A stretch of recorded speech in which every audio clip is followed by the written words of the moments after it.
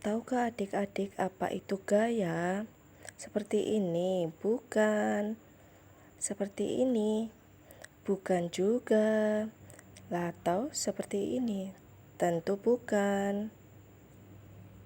Assalamualaikum warahmatullahi wabarakatuh.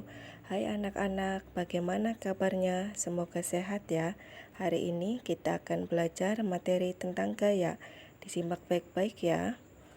Untuk mengetahui apa arti gaya, perhatikan baik-baik ya kedua gambar ini. Gambar orang pertama sedang mendorong meja ke kanan dan gambar orang kedua sedang menarik troli ke arah kiri. Nah, tarikan dan dorongan yang dilakukan orang tersebut dinamakan dengan gaya. Jadi, gaya diartikan adalah tarikan dan dorongan. Untuk mempelajari tentang gaya, anak-anak harus mempelajari lambang, satuan, dan alat ukurnya. Lambang gaya adalah F, berasal dari kata force. Satuannya Newton atau disimbolkan dengan huruf N besar. Dan alat ukurnya neraca pegas atau dinamometer. Terdapat beberapa pengaruh gaya terhadap benda. Yang pertama, gaya dapat mengubah arah gerak benda. Yang kedua, gaya dapat mengubah bentuk benda.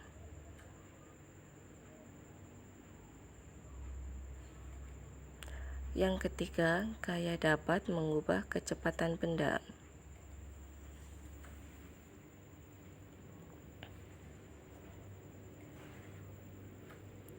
Dan yang terakhir, gaya dapat membuat benda diam menjadi bergerak.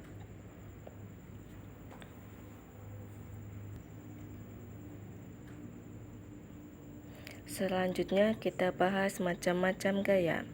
Yang pertama ada gaya sentuh, misalnya gaya otot, gaya pegas, gaya mesin, dan ada satu lagi gaya gesek. Disebut gaya sentuh karena munculnya gaya harus bersentuhan satu sama lain. Kemudian ada gaya tak sentuh, misalnya gaya gravitasi, gaya magnet, dan gaya listrik statis. Dinamakan gaya tak sentuh karena gaya tersebut dapat muncul sekalipun tanpa bersentuhan. Resultan gaya atau perpaduan beberapa gaya. Terdapat dua kemungkinan mencari resultan. Yang pertama, jika gaya searah. Jika beberapa gaya bekerja pada benda dan arah sama, maka tinggal kita tambah F1 tambah F2. Dan jika gaya berlawanan arah, tinggal kita kurangi F1 kurangi F2. Seorang ahli fisika bernama Sir Isaac Newton pada awalnya duduk di bawah pohon apel. Kemudian ia memperhatikan buah apel yang jatuh dan ia mulai berpikir mengapa benda bisa jatuh ke bawah. Nah, berkat keuletannya itulah ia menemukan konsep teori gravitasi. Sir Isaac Newton mencetuskan 3 hukum. Ada hukum 1 Newton, hukum 2 Newton, dan hukum 3 Newton. Pada hukum 1 Newton berbunyi, benda yang semula diam akan tetap diam, dan benda yang bergerak lurus beraturan akan mempertahankan gerakannya jika tidak ada gaya yang mempengaruhi. Untuk hukum 1 Newton dituliskan sigma F sama dengan 0. Berikut contoh hukum 1 Newton. Mobil mulai diam, tiba-tiba bergerak. Orang yang ada di dalam mobil akan terdorong ke belakang sesaat, tapi akan kembali ke posisi semula karena sesuai hukum 1 Newton, setiap benda akan mempertahankan posisinya. Hukum 2 Newton. Bunyi hukum 2 Newton adalah benda yang memiliki gaya akan memperoleh percepatan yang besarnya berbanding lurus dengan jumlah gaya dan berbanding terbalik dengan masanya. Secara matematis dituliskan dengan sigma F atau resultan gaya sama dengan M dikali A atau massa dikali dengan percepatan gerak benda. Ini adalah contoh hukum 2 Newton. Perhatikan baik-baik, ada orang sedang mendorong mobil yang masanya 700 kg Satunya masanya 2600 kg. Nah, semakin besar massa benda, maka percepatan gerak semakin kecil.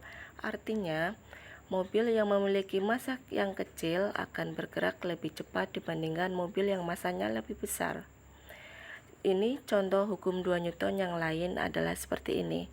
Perhatikan baik-baik, semakin besar gaya, maka percepatan gerak benda semakin besar.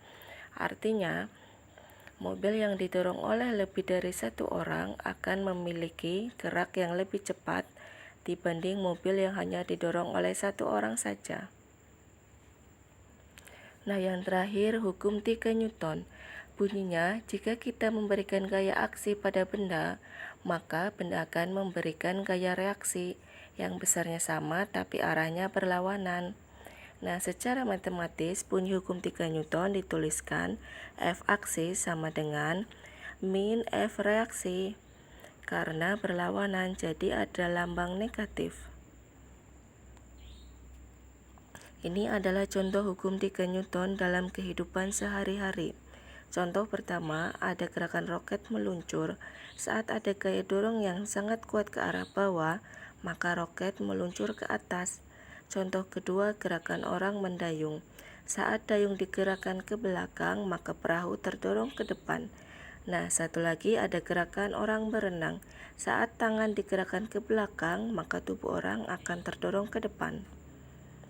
Nah, itu tadi materi kita tentang gaya. Sekian dan terima kasih. Kurang lebihnya Ibu minta maaf. Untuk tugasnya bisa dilihat di LKS halaman 21, nomor 9 dan nomor 10. Wassalamualaikum warahmatullahi wabarakatuh.